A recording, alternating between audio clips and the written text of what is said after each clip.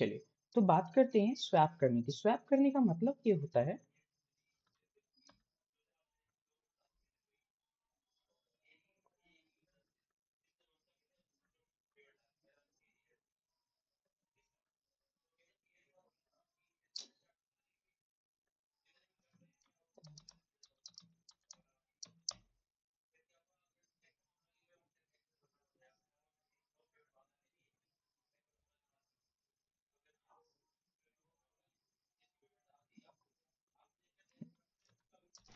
तो सबसे पहले हम क्या करेंगे, सबसे पहले हम लिखते हैं हेडर फाइल। हेडर फाइल आपको पता होगा हेडर फाइल क्या होता है, everyone knows very well about it.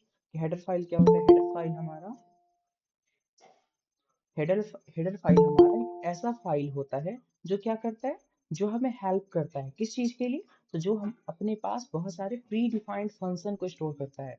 Header file वैसे फाइल्स को कहा जाता है जो क्या करता है, अपने पास बहुत सारी प्री डिफाइंड फंक्शंस को स्टोर करता है। तो हम सी प्रोग्रामिंग में सबसे पहले दो, अभी मेनली जो हम यूज करते हैं वो एक हेडर फाइल को यूज करते हैं, ठीक है, जिसको हम क्या कहते हैं, एक तो हैज इंक्लूड stdio और डॉट एच। इसका मतलब स्टीरियो डॉट एच का कोई फुल फॉर्म बता सकते हैं, इसका मतलब क्या होता है, एनीवन? माइक ऑन कीजिए, बता सकते हैं। Standard input output. Standard input output.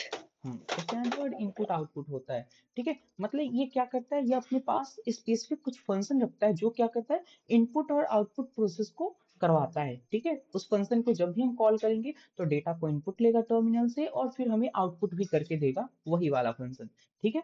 चलिए, तो अब बात वही वाला फंक्शन नहीं, मतलब दोनों के लिए अलग अलग, जैसे आप प्रिंट एफ और स्कैन एफ दो फंक्शन यूज करते हैं, ठीक है। उसके बाद हमारा सेकेंड पार्ट जो होता है, फर्स्ट हमारा हो गया हेडर फाइल, दूसरा पार्ट जो होता है वो हमारा क्या होता है, मेन फंक्शन होता है ना। तो हमारा मेन फंक्शन, जैसे ये हमारा हुआ रिटर्न टाइप, ये क्या हुआ रिटर्न टाइप, कि हमें रिटर्न क्या करना है फंक्शन को, ठीक है। उसके बाद हम लिख देते हैं मेन। मेन फंक्शन क्या होता है, कोई बता सकते हैं what is main function? Main function main बताइए। फंक्शन के सर मेन फंक्शन के अंदर हम लोग सारा कमांड लिखते हैं। नहीं, मेन फंक्शन के अंदर सारा कमांड्स को नहीं लिखते। मेन फंक्शन हमारा ऐसा फंक्शन होता है जो एग्जीक्यूट करता है प्रोग्राम को। उसके अलावा प्रोग्राम में कहीं कुछ भी लिख दीजिए सी प्रोग्रामिंग में, वो कहीं पे भी रन नहीं होगा। वो रन कहाँ पे होगा, तो बस मेन फंक्शन के अंदर जो भी डेटा लिखा रहेगा ना, वही बस रन होगा। उसके बाहर आप कुछ भी कितना भी चीज लिख दीजिए, वो रन नहीं होगा। बात क्लियर है? मेन फंक्शन के अंदर जो भी डेटा रहेगा वही ओनली एग्जीक्यूट होगा। ओके, क्लियर यहाँ तक? यहाँ तक कोई डाउट्स नहीं ना? चलिए, तो आगे चला जाए। तो आगे चलते हैं। अब हमारे पास बात है कि स्वैप करने के लिए, तो स्वैप करने के लिए हमें दो तरह से होता है, एक तीन वेरिएबल्स को लेकर होता है और एक हमारा होता है दो वेरिएबल्स को ही लेकर। तो पहले ऐसा करते हैं, दो वेरिएबल्स को लेकर स्वैप करने वाला सीखते हैं, ठीक है। ओके, दो वेरिएबल्स को यूज करके स्वैप करने का। तो इसमें क्या करना है, सबसे पहले हमें दो वेरिएबल्स को इनपुट करवाना है, ठीक है। क्योंकि हमें दो वेरिएबल्स को स्वैप करना है। स्वैप कहने का मतलब, जैसे लाइक एक डॉक्यूमेंट में ओपन करके सबसे पहले लिखते हैं, ठीक है।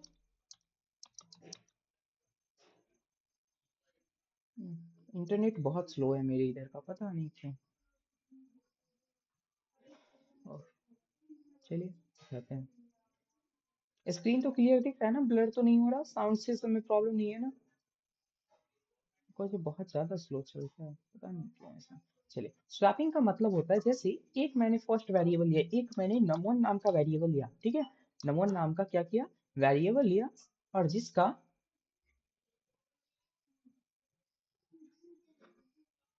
मैंने क्या लिया, num1 नाम का एक वेरिएबल लिया जिसके अंदर 23 था, ठीक है। एक मैंने num2 नाम का वेरिएबल लिया जिसके अंदर कितना था, 45 था। तो मेरा मन ये है कि num1 के अंदर हमारा कितना आ जाए, अब 45 आ जाए। क्या आ जाए, 45। और num2 के अंदर क्या आ जाए हमारा, num2 के अंदर हमारा आ जाए 23। बात है समझ में? स्वैपिंग का मतलब कि इसका जो डेटा है वो num2 के पास चला जाए और num2 का जो डेटा है वो num1 के पास चला आए, ठीक है। हेरा फेरी हो जाता है, ये क्या हो गया, हेरा फेरी हो गया। जैसे इसको कट करके ये यहाँ क्या लिख देते हैं, ऐसा करते इसको, ऐसे इसको ले आते एंड इसको क्या करते थे। तो अब हमारा क्या हो जाना चाहिए, सेकेंड प्रोसेस में, प्रोसेस मतलब प्रोग्राम को एग्जीक्यूट करने के बाद नमून के पास हमारा 45 आ जाना चाहिए। और सॉरी, 45 आ जाना चाहिए। और num2 के पास हमारा क्या आ जाना चाहिए? num2 के पास हमारा आ जाना चाहिए 23। बात यहाँ तक क्लियर है? स्वैपिंग का मतलब समझ आया? स्वैपिंग का मतलब इसका जो डेटा है वो इसको चला जाना चाहिए, और जो इसका डेटा है वो इसके पास आ जाना चाहिए। बात यहाँ तक क्लियर? स्वैपिंग का मतलब समझ आया? यहाँ तक बात समझ आया? ये वाला अगर समझ आया तो ये, नहीं आया तो कोई बात नहीं है, ठीक है? नहीं आया तो फिर पूछिएगा, मैं बताऊंगा फिर से, ठीक है? सीखने ही तो आए हैं। चलिए अब आगे बात करते हैं। तो सबसे पहले क्या करते हैं? अब अगर मुझे अब एक बात बताइए, किसी प्रोग्राम को लिखने के पहले उसको हमें एनालाइज करना होता है कि प्रोग्राम में क्या क्या चीज की नीड है। अगर हमें दो नंबर को स्वैप करना है तो हमें क्या करना पड़ेगा? दो नंबर इनपुट भी तो लेना पड़ेगा। तो सबसे पहले क्या करेंगे? दो नंबर इनपुट करवाएंगे। इनपुट करवाने के लिए हमें क्या चाहिए? तो सबसे पहले हम वेरिएबल को डिक्लेयर करना होता है। तो डिक्लेयर कैसे करते हैं? तो सबसे पहले उसका डेटा टाइप लिखते हैं। तो हम सपोज करते हैं कि हम इंटीजर टाइप का डेटा लेते हैं। तो एक हम num1 नाम का वेरिएबल लेते हैं, दूसरा क्या लेते हैं? num2 वेरिएबल लेते हैं। यहाँ तक बातें क्लियर है? दो मैंने वेरिएबल लिया, पहला क्या लिया? num1, दूसरा क्या लिया? num2। और ये किस टाइप का है? तो इंटीजर टाइप का। इंटीजर टाइप कहने का मतलब ये कैसा डेटा को स्टोर करेगा? हमेशा हमारा एक मतलब प्लस वाला, जीरो या फिर माइनस, इस टाइप के डेटा को स्टोर करेगा। वो हमारा इंटीजर टाइप डेटा टाइप का कहलाता है, ठीक है? अब बात करते हैं कि हमारा ये डेटा स्टोर हो गया। तो सबसे पहले लिखेंगे प्रिंट। प्रिंटफ क्या करेगा? तो हमारा डेटा को प्रिंट करेगा जो भी देंगे। और प्रिंटफ हमेशा स्ट्रिंग के फॉर्म में डेटा लेता है। तो इसके अंदर हम लिख देते हैं, क्या लिखेंगे? तो इसके अंदर लिख देंगे इंटर दी फर्स्ट नंबर, ठीक है? ले लेंगे इससे सबसे पहला नंबर ले लेंगे। और नंबर लेने के बाद क्या कर देंगे? Scan F. देखिए आपने जो गलती किया था ना आदिति, वो मैं बता देता हूँ आपने क्या गलती किया था, ठीक है? जो आपने प्रोग्राम मुझे लिख कर भेजा था उसमें स्कैन में क्या करते हैं? सबसे पहले डबल कोट्स में इसका फॉर्मेटिंग, फॉर्मेट जो इसका डेटा टाइप जो होता है, ठीक है, वो लिखते हैं फॉर्मेट स्ट्रिंग। ये क्या है? डबल कोट्स के अंदर जो भी चीज लिखा गया वो स्ट्रिंग होता है, पहली बात। डबल कोट्स के अंदर जो भी डेटा लिखा गया वो स्ट्रिंग होता है। और जो फॉर्मेट स्ट्रिंग मतलब जो परसेंट के साथ लिखेंगे यहाँ पे। तो इंटीजर के लिए क्या लिखते हैं? परसेंट डी लिखते हैं। इंटीजर के लिए आपको पता होगा क्या लिखते हैं? Percent D. और ये होने के बाद हमें क्या करना है? तो हमें कॉमा देके इसे सेपरेट करना है। सेपरेटर्स आपको पढ़ाए होंगे, ठीक है? कॉमा होता है ये हमारा, सॉरी यहाँ पे हम एक चीज मिस्टेक कर गए, क्या कर दी? सेमीकोलन, जिसको टर्मिनेशन कहते हैं, टर्मिनेशन मार्क, ठीक है? अब इसका डी को हम किस में स्टोर करना है? तो हमें स्टोर करने का हमें एड्रेस देना होता है। तो एड्रेस देने के लिए सबसे पहले उसका एड्रेस ऑपरेटर देते हैं। ये जो एंड वाला सिंबल होता है ना, ये रेफरेंस ऑपरेटर कहलाता है। आप लोगों को पता होगा, ऑपरेटर जब पढ़ाए थे तो वहां बताए थे। तो ये एड्रेस ऑपरेटर के अंदर हम किसको स्टोर कर लेंगे? तो हमारा जो num1 नाम का वेरिएबल है इसको क्या कर देंगे? इसके सॉरी num1 के अंदर क्या कर लेंगे? जो भी हम यहाँ फर्स्ट टाइम डेटा देंगे वो क्या होगा? किसके अंदर आके स्टोर होगा? तो हमारा num1 नाम का जो वेरिएबल है उसके अंदर स्टोर हो जाएगा। अब क्या करते हैं? तो फिर हम सेकेंड टाइम फिर कर देते हैं, फिर हम दूसरा डेटा हमें इंटर लेना है। तो हम इसको कॉपी ऐसा कर लेते हैं, कॉपी करके हम करते हैं, ठीक है? क्योंकि हम बार बार लिखेंगे तो टाइम वेस्ट होगा थोड़ा सा। तो यहाँ लिख दीजिए। सर प्रिंट ऑफ एफ और स्कैन एफ में क्या अंतर है? मीन्स स्कैन हाँ एफ हाँ, लिखना जरूरी है, प्रिंट एफ लिख के भी तो हो सकता है ना? बताते हैं, देखिए। प्रिंट कहने का मतलब कि कोई भी डेटा को प्रिंट करना है, ठीक है? ये डेटा ले नहीं सकता, ये क्या करता है? डेटा को प्रिंट करता है। जो भी डेटा मैंने इसके अंदर लिख दिया ना उसको स्क्रीन पे दिखाएगा। यहाँ पे इंटर करने का ऑप्शन नहीं रहेगा कि हाँ तुम मेरे अंदर डेटा इंटर करो, ठीक है? लेकिन स्कैन एप वो फंक्शन है जो कहता है कि आप मेरे अंदर डेटा इंटर कर सकते हो, फिर हम प्रोसेस करेंगे। लेकिन इसके अंदर कोई आप डेटा इंटर करके प्रोसेस कीजिएगा ना, गलत हो जाएगा। ये क्या है? बस शो करने वाला चीज है। जैसे हमारे पास एक टीवी होता है, ठीक है? टीवी तो सभी के घर में होगा। टीवी क्या कर सकता है? टीवी आपको बस दिखाने का काम करता है। जो भी चीज वहां से दिया उसमें आप कुछ भी चेंजेस कर सकते हैं क्या? नहीं कर सकते। जो वहां से जो जैसे कलर्स चैनल होती है, वो चैनल जो भी डेटा प्रोवाइड करेगा बस आप वो क्या कर सकते हैं? देख सकते हैं। वैसा ही हमारा प्रिंट एफ है। लेकिन स्कैन एफ क्या है? हमारा लैपटॉप। जो मन चाहे वो मन चाहे हम डेटा एंटर करेंगे और वो हम देख पाएंगे। बात यहाँ तक क्लियर है? बात समझ आए? स्कैन क्या करेगा? डेटा इनपुट लेने का काम करेगा। लेकिन प्रिंट क्या करेगा? डेटा आउटपुट देने का काम करेगा। ओके, हमेशा याद रखिएगा। डेटा जहां पे इनपुट कराना है वहां स्कैन को कॉल करना है, और जहां पे डेटा आउटपुट देना है मतलब दिखाना है कि डेटा हमारा क्या था, वहां पे हम किसको देंगे? वहां पे हम देंगे प्रिंट को। ओके, अब बात क्लियर हुआ कि नहीं हुआ? यस सर, हो गया। हो गया ना? देखिए हमेशा याद रखिएगा, प्रिंटफ से डेटा आउटपुट होता है। इससे क्या होता है? हमारा डेटा हमेशा हमारा, इसको क्या कहते हैं? इसको कहते हैं हम कमेंट्स, इसको कमेंट्स कहते हैं जो प्रोग्राम में कभी भी एग्जीक्यूट नहीं होता, ठीक है, जो बस यूजर के अंडरस्टैंडिंग के लिए किया जाता है, ठीक है। तो ये तो सिंगल लाइन कमेंट्स है। ये क्या है हमारा आउटपुट, ये हमारा किस लिए होता है, आउटपुट के लिए होता है। जबकि ये स्कैन इफ जो होता है वो किसके लिए होता है, वो हमारे इनपुट के लिए होता है, ठीक है, वो हमारा किस चीज के लिए होता है, इनपुट के लिए होता है। सभी को क्लियर है यहाँ तक, सभी को ये सारी बात समझ आए। देखिए आप लोग अगर एक भी क्लास मिस कीजिएगा तो आप बहुत सारे कॉन्सेप्ट्स को मिस कर जाइएगा, ठीक है। जरूरी नहीं है कि जो नोट्स में लिखा हुआ है वही मेन कॉन्सेप्ट, कॉन्सेप्ट्स जो होते हैं वो फ्लो फ्लो में निकलता है, ठीक है। और इसको अगर आप मिस करते हैं तो फिर हो सके नेक्स्ट क्लास में आपको समझ ना आए, ठीक है। इसीलिए एवरीडे क्लास अटेंड करना नेसेसरी है, ठीक है। ओके, चलिए अब आगे बात करते हैं। तो हमें इससे क्या हो जाएगा, और इसका हम रिटर्न टाइप, क्योंकि हमने लिया है इंटीजर टाइप का, अगर वही मैं इसको क्या लिख देता, वॉइड लिख देता, क्या लिख देता, वॉइड, तो हमें रिटर्न करने की जरूरत नहीं होती, क्योंकि मैं बोलता कि ये कुछ, वॉइड का मतलब क्या था, कुछ भी रिटर्न नहीं करेगा, वॉइड का मतलब नो रिटर्न। देखिए वॉइड को अगर मैंने रन कर दिया, प्रोग्राम रन होगा। देखिए सबसे पहला प्रिंट एफ रन हुआ, मेन फंक्शन के अंदर जो डेटा रहता है वो रन होता है, तो सबसे पहले प्रिंट एफ हमारा रन हुआ, यहाँ तक हमारा डेटा दिया, आउटपुट दे दिया इतना तक। अब हमारा अगर हम यहाँ स्लैश इन लगा देते ना तो हमारे न्यू लाइन में इसको भेज देता, कहता कि न्यू लाइन में तुम इनपुट करो, लेकिन मैंने स्लैश इन तो लगाया नहीं, तो ये इनपुट लेगा, इनपुट लेगा तो क्या करेगा, डेटा हमारा यहाँ से लेगा। अब हम इसको सबसे पहले डेटा देते हैं, तो सबसे पहले मैंने फर्स्ट डेटा दिया 23, 23 ही देते हैं, ठीक है। दूसरा मैंने डेटा दिया, अब फिर यहाँ पे सेकेंड लाइन पे चला गया, सेकेंड लाइन को प्रिंट कर दिया, और थर्ड लाइन पे ये जो हमारा फोर्थ लाइन है इस पे आके और हमसे क्या मांगा, फिर से हमारा डेटा मांगा, तो यहाँ पे हम जो डेटा देंगे वो दे देंगे हम 67, ठीक है। बात यहाँ तक क्लियर है। अब हमारा देखिए कोड जो हो गया एग्जीक्यूशन सक्सेसफुली, कोड हमारा एग्जीक्यूट कर गया सक्सेसफुली। यहाँ तक बातें क्लियर है सभी को, यहाँ तक बातें क्लियर है सभी को। सर ये तो एरर दिखा रहा है ना। क्या दे रहा है, सर यहाँ पे तो लिख रहा है ना, code excited with error. Which one, अरे रुकिए यार, इंट इसको कर देते हैं, इसको रिटर्न जीरो कर देते हैं। एक्चुअली इसमें तो एरर नहीं आना चाहिए। Okay, let me check, return zero इसको करते हैं, इसको टर्मिनेट करते हैं, एंड देन इसको रन करते हैं, देखते हैं क्या एरर आता है। Next time again 34 56 successfully. अच्छा अगर मैं वाइड कर दूं तो, wait, just let me check, void, and मैंने क्या किया था, मैंने कुछ गड़बड़ी किया था वो मैं बताऊंगा, ठीक है। जस्ट लेट मी चेक, 34 56,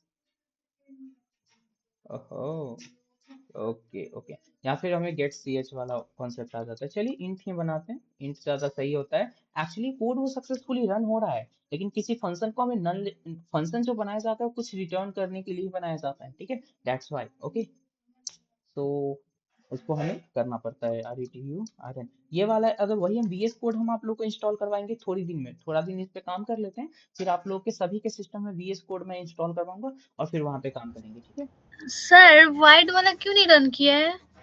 उसका कुछ एरर आता है, जैसे void वाला में है ना कि वो कुछ भी रिटर्न नहीं कर रहा है, ओके। और फंक्शन को जैसे void वाला अगर वही में कोड रन कर रहा है, लेकिन आपको जब पढ़ाएंगे ना एक्सेप्शन हैंडलिंग, तो कुछ एक्सेप्शंस होते हैं, ओके, जिसको हैंडल, जैसे रन तो हो जाएगा, कोड रन हो रहा है, कोड ऐसा थोड़ी कि कोड रन हो रहा है लेकिन क्या कर रहा है, ओके, कुछ एरर के साथ, मतलब कुछ एरर इसमें आ जाते हैं, उसका जो है ना आगे आगे धीमे धीमे, जैसे अगर void की बात की जाए तो void क्या होता है, कुछ भी रिटर्न नहीं करता है, वॉइड कुछ भी रिटर्न हमारा नहीं करेगा।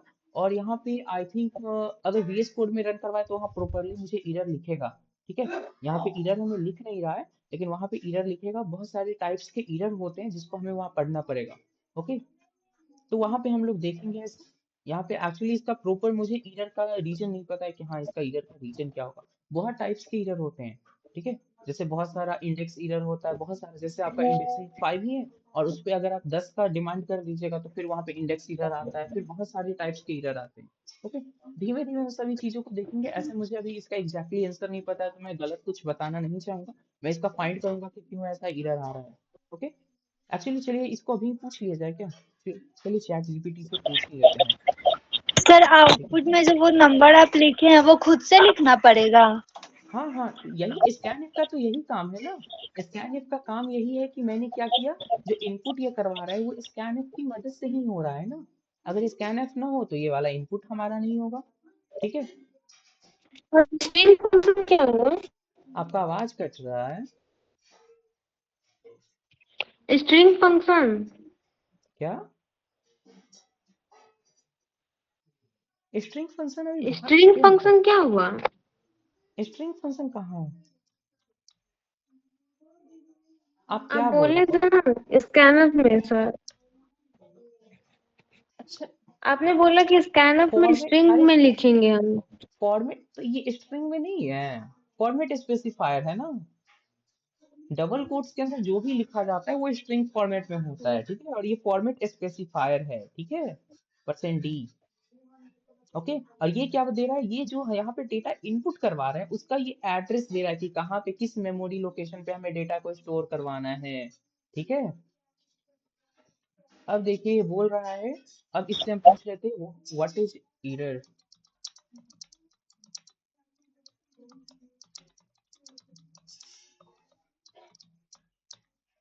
सम टाइम कोई एरर रखता है, सम टाइम कोई एरर नहीं रखता। अब इससे हम पूछ लेते हैं क्या एरर है। बोल रहा है your program will compile but there is two common issue, not run time error but warning. ये क्या है? रन टाइम एरर नहीं है, रन टाइम एरर होता तो हमें वहां पे शो करता ना। कंपाइल टाइम एरर है, कंपाइल टाइम एरर कहने का मतलब कि कोड में कोई प्रॉब्लम, रन टाइम मतलब लॉजिकल प्रॉब्लम, कोई नहीं, बट वार्निंग है। और ये बैड प्रैक्टिस है। जो वाइड मेन होता है ना, नॉट स्टैंडर्ड इन सी, ठीक है, ये स्टैंडर्ड नहीं होता। आपको क्या करना है, इंट में लेना है। जो आपको मैं बता रहा था कि यहाँ वाइड जो होता है उतना सही नहीं होता, फंक्शंस के लिए वाइड करना थोड़ा सही नहीं होता है, ठीक है। Many compiler will show a warning, सभी कंपाइलर क्या करेंगे, वार्निंग शो करते हैं, इसीलिए क्या किया जाता है, इंट लिया जाता है, ठीक है। वाइड पे भी रन करेगा, ठीक है, ये एक वार्निंग है। ओके, कोई एरर नहीं है मतलब। ओके, बात यहाँ तक सही समझ आई क्यों ये हो रहा था? बिकॉज ये कह रहा है कि हम वाइड नहीं ले सकते। वाइड रन तो करेगा लेकिन हम रखना यहाँ पे क्या है, सी जो है बहुत सारे कंपाइलर है वो नहीं कर पाते हैं, ठीक है, इसीलिए। जैसे अगर आप चले जाइएगा ना वीएस कोड में, तो वीएस कोड में रन होगा लेकिन कोई वार्निंग भी नहीं देगा। ऐसा मैंने बहुत बार, क्योंकि मुझे जहां तक याद है कि मैंने किया था तो ऐसा कुछ नहीं आता था। अगर आता होगा तो मुझे इतना ध्यान नहीं है। ओके, चलिए, तो इसका क्या होगा, रिटर्न 0। ओके, क्लियर हुआ या नहीं हुआ, क्यों यहाँ पे होता है, वॉइड के कारण क्या होता है? ओके, मेन फंक्शन जो वहाँ पे इंट और वॉइड कर रहे थे ना, इसी के कारण। जैसे यहाँ पे कहाँ गया जी, पर चला गया, लिखा ना, बिकॉज ऑफ दिस, ठीक है। करेक्ट वे जो हमारा वे है ना, वाइड जो होता है ये एक्सेप्ट नहीं करता। ओके, सर बट कॉलेज हाँ में जो सुमित सर वो तो वाइड से लेकर बनवाए थे क्वेश्चन, तो वो तो हाँ रन किया हाँ, था। देखिए रन करने के लिए तो मेरा भी कोड रन कर रहा है ना, वाइड से लिख रहे जैसे बहुत सारे इधर जगह। आ रहा है ना। नहीं आ रहा इधर, बोल रहा है रन हो रहा है, लेकिन ये क्या बोल रहा है, देखिए बोल रहा है your program will compile, program compile भी करेगा और इसमें दो कॉमन इशू आएंगे, इरर नहीं आएगा। यहाँ पे कोई रन टाइम इरर नहीं है। कंपाइल हो गया मतलब ना कंपाइल टाइम इरर है ना रन टाइम इरर है। इरर मेनली दो ही टाइप्स के होते हैं, कंपाइल टाइम इरर और रन टाइम इरर। बट बोल रहा है बट वार्निंग और बैड प्रैक्टिस, वार्निंग आएगा। वार्निंग कहने का मतलब एक चेतावनी की नहीं आप ऐसा नहीं कीजिए, कर सकते हैं लेकिन आपको करना नहीं है। जैसे कहते हैं ना कि आप स्पीड गाड़ी को चला सकते हैं लेकिन यहाँ पे चलाना नहीं है, ये आपके लिए वार्निंग है, वो बात है यहाँ पे, ठीक है। गाड़ी भी यस सही है मतलब आप। इससे इससे सर एरर नहीं है बट वार्निंग्स मिलेगा और वो हाँ अच्छा भी नहीं, इशू होगा इससे, बस यही हाँ हाँ प्रॉब्लम है। हाँ, प्रोग्रामिंग भी सही नहीं होता। जैसे आपको हम एक और चीज बताए थे, जैसे हम बताए थे आइडेंटिफायर्स को लिखना। तो आइडेंटिफायर्स में लिखने के लिए क्या है, हम यहाँ पे ए बी सी डी कुछ भी लिख सकते थे, लेकिन मैंने num1 num2 क्यों लिया? ये क्या है, एक गुड, एक सही तरीका है। जैसे यहाँ पे बोला ना कि प्रैक्टिस के लिए क्या है, बट वार्निंग्स, ये एक बैड प्रैक्टिस है, ठीक है, कि आप कुछ भी नाम दे देते हैं आइडेंटिफायर्स को, तो वो भी क्या है, एक बैड प्रैक्टिस है। ओके, तो हमें उन सभी चीजों को सही देना चाहिए, जैसे यहाँ पे ये वाला है। ओके, बात यहाँ तक समझ आया, क्लियर हुआ? अब जो कोडिंग करते करते यस ना, सर। हाँ, ठीक है, जैसे हम भी कॉलेज से ही पढ़े हुए हैं, तो हमको भी कुछ कुछ आइडिया है कि हाँ वैसे भी होता है, वैसे भी होता है। और हम जब टीचर से पढ़ते थे ना, तो हमको भी टीचर ऐसे ही समझा दिए कि ऐसे होता है। तो जब तक हम जैसे मैं बताऊं तो मैं तीन प्रोग्रामिंग में सबसे बेस्ट हूँ, C++, जावा एंड पाइथन। इस पे मैंने बहुत सारे कोर्स सुना है। सी जो है ना, वो मेरा इनिशियली में 2 सेमेस्टर तक मुझे प्रोग्रामिंग बिल्कुल आता नहीं था। सी जो है, अभी मैं 4th सेमेस्टर में जब गया था तो उसके बाद मैंने सीखा है खुद से, ठीक है। तो इसमें अभी प्रैक्टिस करना बचा है, बिकॉज इसमें मैंने कोई लंबा चौड़ा प्रोग्राम्स ये सब प्रोजेक्ट्स नहीं बनाए। अगर बात की जाए कि सी प्लस प्लस इन सब में मैंने बहुत सारे गेम्स ये सब का प्रोग्राम्स और बहुत सारे प्रोग्राम्स बनाए थे, सी जावा पाइथन। ठीक है, पाइथन में तो बहुत सारे हैं, दिखाऊंगा कभी, फिर कभी टाइम मिले तो जब वीएस कोड पे आएंगे ना तो वहां पे मैं दिखाऊंगा। ओके। ओके, चलिए कोई बात नहीं, होते रहता है। एंड बात रही इन सब चीजों की, तो धीमे धीमे जब तक इसको हम लोग खोजेंगे नहीं तब तक हमें मिलेगा नहीं। ठीक है, जानने को बहुत कुछ मिलता है। ओके, प्रैक्टिस से ही। चलिए, तो यहाँ तक बातें क्लियर है? यहाँ तक दो हमने डेटा इनपुट लिया, यहाँ तक सभी को क्लियर है ना? ऑल ऑफ यू, किसी को कोई डाउट्स हो तो पूछिए।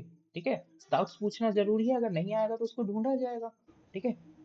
सर ओके, रिकॉर्डिंग कर रहे हैं? हाँ जरूर। अरे यार, गड़बड़ हो गया। चलिए अब रन करते हैं।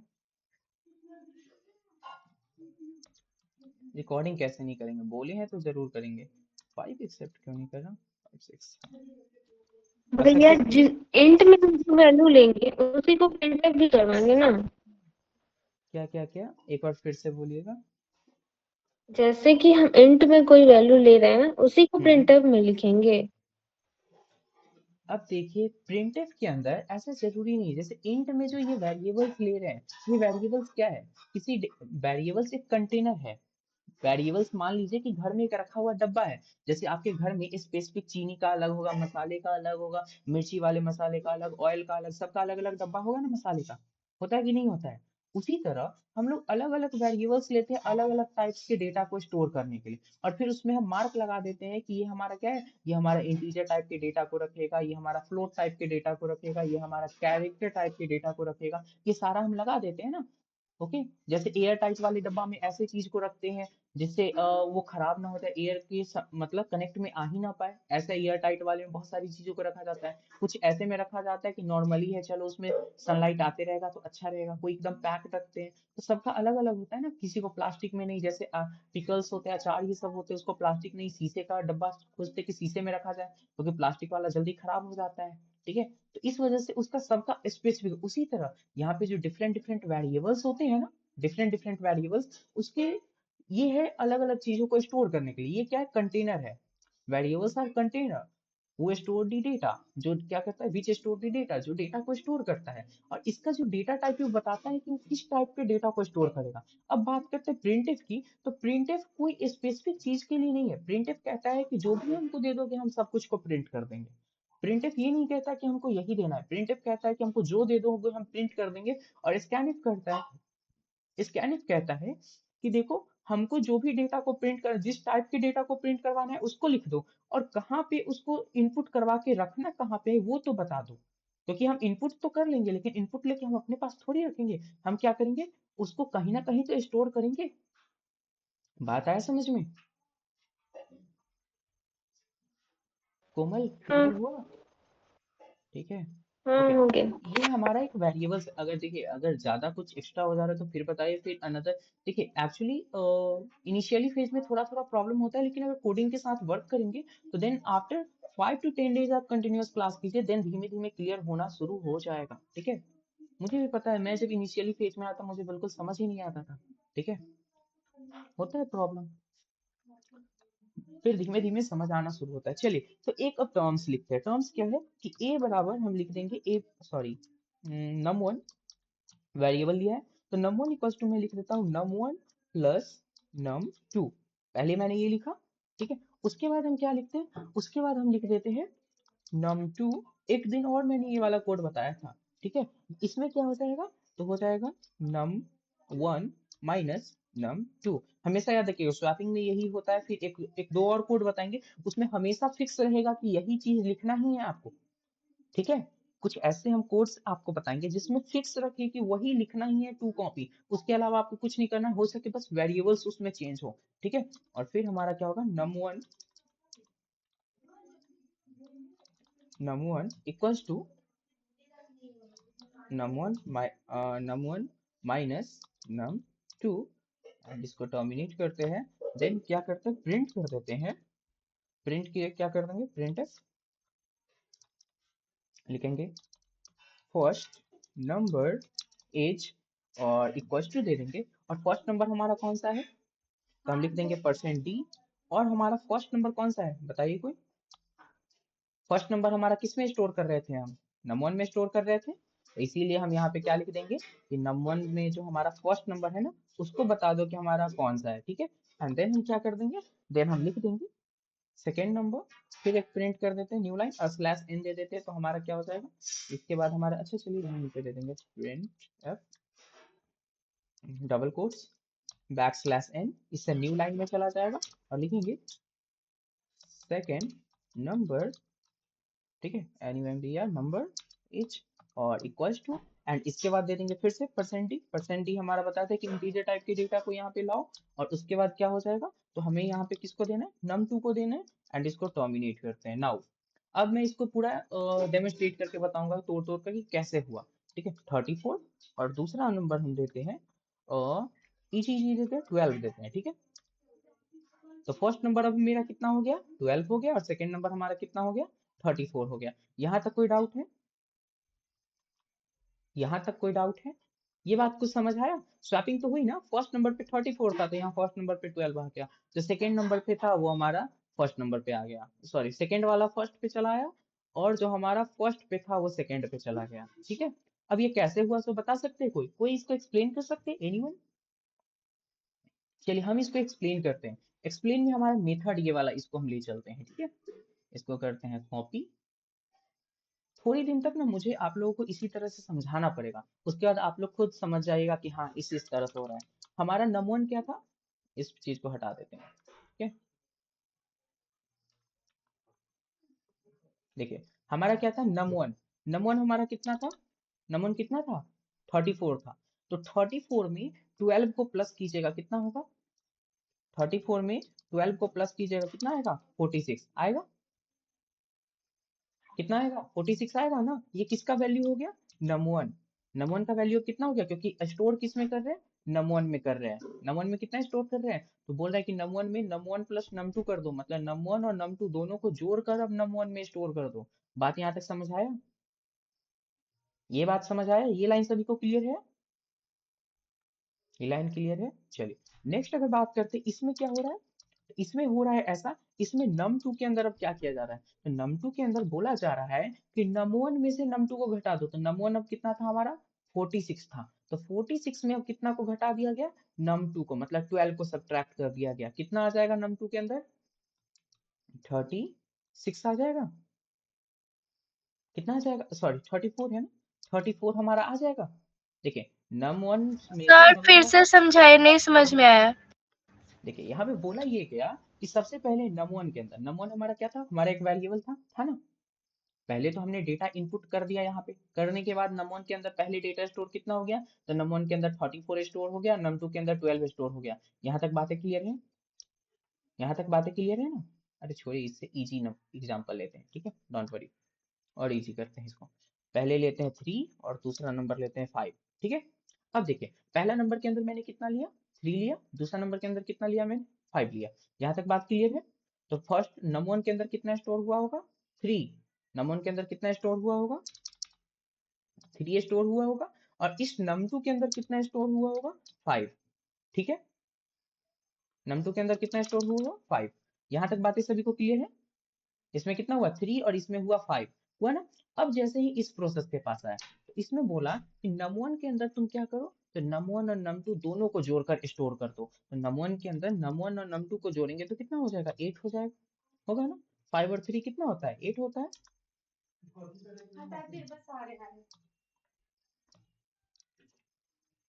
ये सही है। अब बात समझ आया, num1 के अंदर कितना स्टोर करना है 5 प्लस 3 इक्वल टू 8, 5 किसका था num1 का था, सॉरी उल्टा मैंने लिख दिया 3 प्लस 5 है ना, 3 प्लस 5, ओके।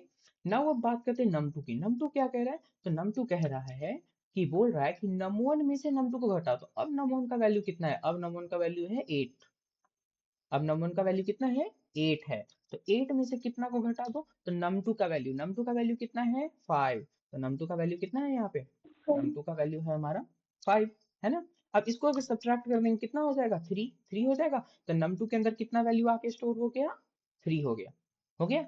अब बात करते हैं इसकी num1 की, अगेन अब बात करते हैं num1 की, तो num1 क्या कह रहा है, तो num1 हमारा कह रहा है कि अब हमारे अंदर क्या कर दो कि num1 में से num2 को घटा दो। तो num1 की अभी भी वैल्यू कितनी है? 8 ही है। num1 की वैल्यू कितनी है? 8 है ना। तो 8 में से और किसको घटा दो? तो num2 की, और num2 की वैल्यू हमारी न्यू वैल्यू जो मिली हुई है वो 3 है। तो num1 इसके अंदर 3 आ गया और सब्ट्रैक्ट कर देंगे तो 5। तो अब अगर हम चेक करें, अब उसके बाद हम बोले कि चेक करो कि हमारा num1 का वैल्यू कितना है, तो num1 का वैल्यू जो अगर हमारा चेक किया जाएगा तो कितना मिल जाएगा? 5। और num2 की वैल्यू जो चेक की जाएगी वो कितनी मिल जाएगी? 3। जो क्या होता है, जस्ट एक दूसरे के क्या है? अपोजिट है ना। करते हैं। तो हमारा पहला कौन था? पहला हमारा 3 था, और दूसरा जो नंबर लिए थे वो क्या लिए थे? 5 लिए थे। और इसको एंटर करते हैं, देखिए। ठीक है, बातें समझ आया कि नहीं आया? सर तो कमेंट में वो सब लिखना पड़ेगा। नहीं जी, ये तो आप लोग को समझाने के लिए मैंने लिखा है। कमेंट्स ऐसा क्यों लिखना है? कमेंट्स ऐसे नहीं लिखते हैं। कमेंट्स इस सब प्रोग्राम में तो हल्का फुल्का लिखते हैं तो लिखते हैं, अदरवाइज कमेंट्स लिखने की कोई जरूरत नहीं, उतना नहीं जरूरत है। जब हाई लेवल प्रोग्रामिंग करते हैं उसमें कमेंट्स लिखेंगे ना।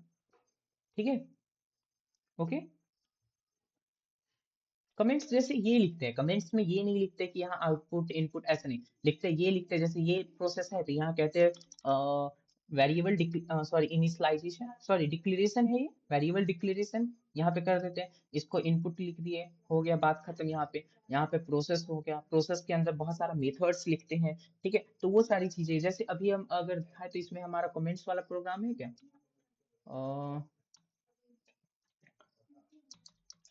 Right write program with comment. ठीक है, इसमें एक प्रोग्राम लिखिएगा एक कमेंट्स के साथ। ठीक है, लाइक जैसे देखिए ये लिखा, ये बोला हेडर फाइल। ओके, जो क्या किसके लिए यूज होता है? इनपुट और आउटपुट फंक्शन के लिए होता है। ये क्या हुआ? वेरिएबल डिक्लेरेशन हो गया। ठीक है, टू स्टोर नंबर। उसके बाद क्या हुआ? ये हो गया reading first number from user. जो यूजर दे रहा है उसके फर्स्ट नंबर को क्या करेगा? रीड करेगा ये प्रोसेस। ये क्या करेगा? दूसरे नंबर के लिए पूछेगा कि हाँ दूसरा नंबर कौन सा है। फिर ये क्या करेगा? ये हमारा फिर से रीड करेगा। तो इन सब चीज को बताने के लिए क्या कर रहा है? दो नंबर को ऐड कर रहा है, ये वाला ऑपरेशन। ठीक है, उसके बाद ये क्या कर रहा है? डिस्प्ले कर रहा है रिजल्ट को। जैसे हमने ही यहाँ किया तो ये पार्ट क्या कर रहा है? ये रिजल्ट डिस्प्ले कर रहा है।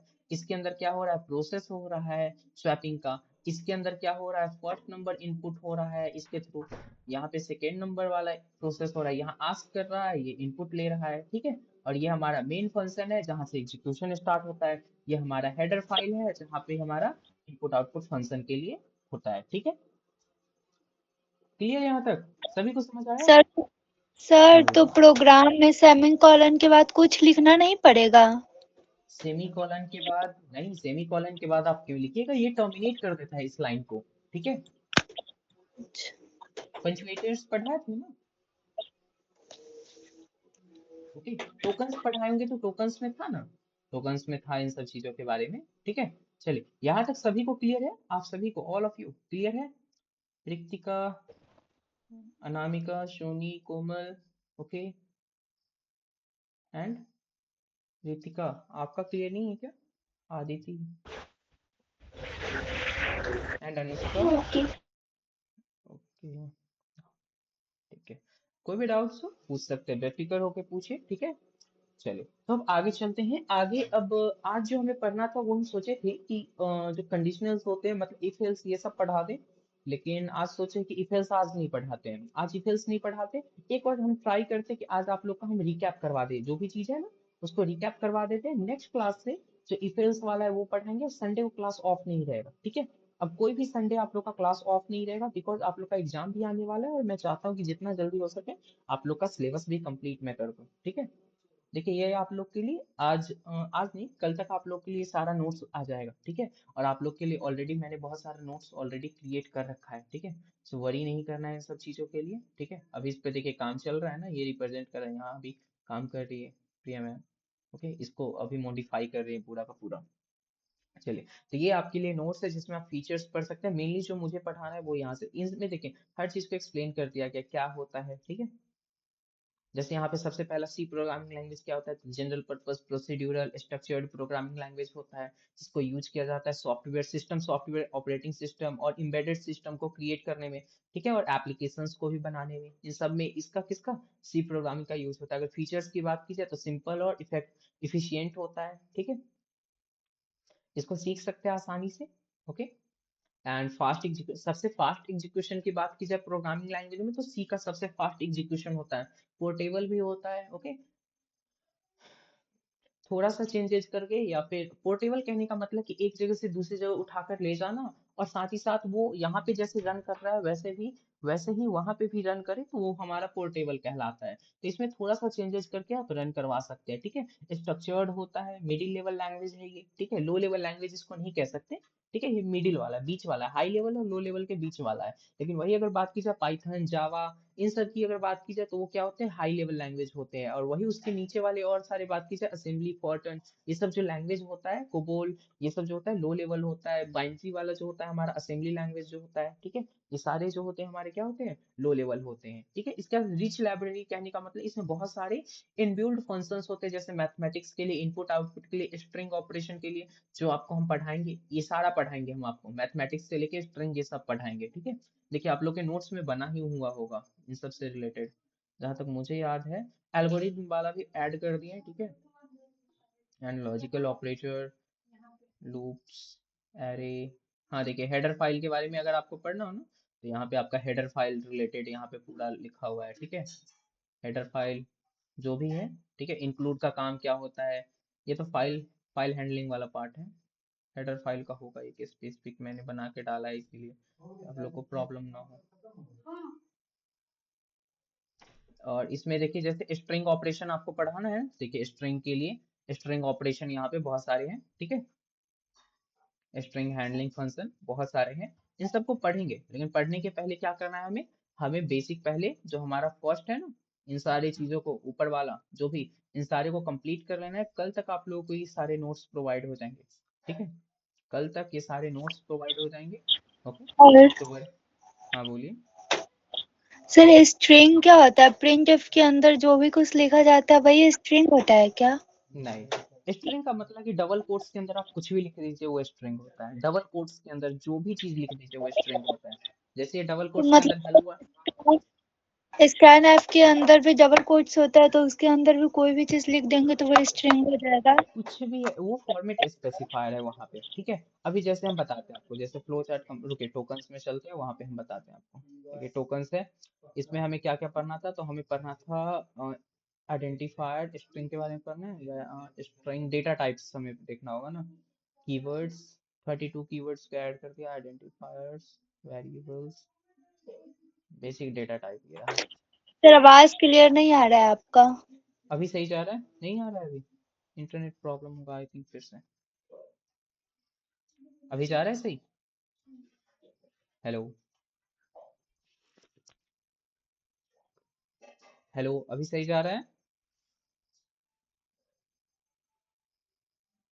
नो सर, अभी भी नहीं आ रहा है। अभी भी नहीं आ रहा।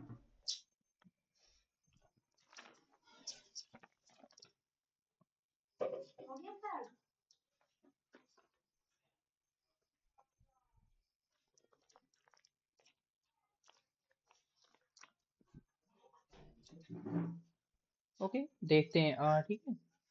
तो एक्चुअली मैं चाहता हूँ ना कि आप लोग ये वाला, मैं ऐसा करता हूँ इसमें का कुछ पेज का मैं आप लोग को पीडीएफ प्रोवाइड कर देता हूँ, ठीक है, जो आप लोग आज पढ़ के आएंगे। ओके, ठीक है ना, कुछ डेटा मैं आप लोग को प्रोवाइड कर देता हूँ जिसको आप लोगों को पढ़ कर आना है। ओके,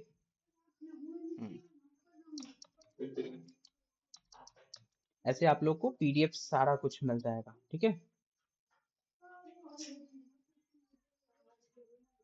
सर मैथ्स का भी पीडीएफ मिलेगा क्या? जो भी क्लास करेंगे उनको पीडीएफ तो मिलेगा, जो ऑनलाइन क्लासेस में रहेंगे ना उन सभी को पीडीएफ मिलेगा, और रिकॉर्डिंग मैथ्स का तो मे भी पॉसिबल नहीं है, ठीक है, लेकिन आपको पीडीएफ मिल जाएगा, ठीक है। सर तो मैथ का डाउट होगा तो? हाँ, डाउट्स आपके क्लास में क्लियर हो जाएगा, क्लास नहीं 24/7 आपका सपोर्ट रहेगा ग्रुप पे, आप ग्रुप पे डेटा पोस्ट किया कीजिए, सॉल्व हो जाएगा, ठीक है। जो भी प्रॉब्लम्स हो उसको ग्रुप में सेंड किया कीजिए, कल से क्लास स्टार्ट हो रहा है मैथ्स का, ठीक है। कोई भी डाउट्स हो आपका 100% क्लियर किया जाएगा। एक्चुअली जहाँ तक मुझे पता है कि वो बेस्ट टीचर है, अभी वो 2-3 सेमेस्टर से पढ़ा रही हैं, तो मुझे जहाँ तक पता है कि, और बच्चे लोग सभी कहते थे कि अच्छा पढ़ा रही हैं, तो इसीलिए ओके मैंने उनको रखा हुआ है। सर तो तो डाउट आप क्लियर कीजिएगा या फिर मैम क्लियर करेगी? मैम ही क्लियर, मैथ्स की वही टीचर है, मैथ्स मैम ही पढ़ाता हूँ, मैथ्स की वही टीचर है, ठीक है, तो वही क्लियर भैया करेंगी। मैम मैं कहाँ की है? क्या मैम मैम, कहाँ रहती है? मैम बहुत दूर रहती है यहाँ से 300 किलोमीटर दूर, बहुत दूर। यहाँ की मैम नहीं है, मैम बहुत दूर की है, वो भी बीसीए ही सर करती मैथ है। तो कल से होगा ना स्टार्ट? हाँ कल से वो स्टार्ट हो जाएगा, ठीक है। चलिए हम आप लोगों के लिए पहले पीडीएफ आप लोगों को, ऐसा करिए यही वाला आप लोगों को पीडीएफ दे दे क्या, लेकिन हम्म, फिर आप लोगों को कल मॉडिफाई करके तो ऐसा मिल ही जाएगा, ठीक है। ऐसा करते हैं, चलिए दे ही देते हैं, ठीक है, चलिए सबको, लेकिन आप लोग किसी और को शेयर नहीं करेंगे, ठीक है। इन सारी चीजों को किसी और को शेयर नहीं करेंगे कोई भी, ओके। आप ही लोग खुद में बस पढ़ने के लिए, ठीक है, आप लोग बस पढ़िएगा, एंड देन अनदर ओके किसी को शेयर नहीं, हाँ किसी को शेयर नहीं कीजिएगा, हम जो बना के देंगे ओके ना वो सभी को शेयर करना है, ओके।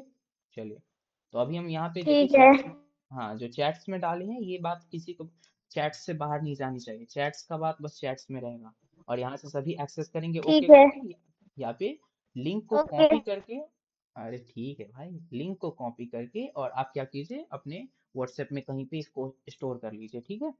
इसको ओके कीजिएगा, ओपन हो जाएगा, सभी के लिए एक्सेस है, ओके जो ग्रुप में है उन्हीं के लिए बस, उसके अलावा और सारे के लिए कल ऐसे पोस्ट कर देंगे। नोट्स ये सब क्या है वो तो मैं फ्री में सबको दूंगा, लेकिन हाँ जो लाइव क्लास होता है वो थोड़ा पेड होता है, क्योंकि इतना बोलना पड़ता है ना, आपको लगता है कम बोलना पड़ता होगा, ठीक है। सो इसीलिए थोड़ा सा एकदम लिटिल अमाउंट में मैंने क्लास को रखा है, और पढ़ाऊंगा जो भी बच्चे आएंगे पढ़ने के लिए इंटरेस्टेड होंगे उन सभी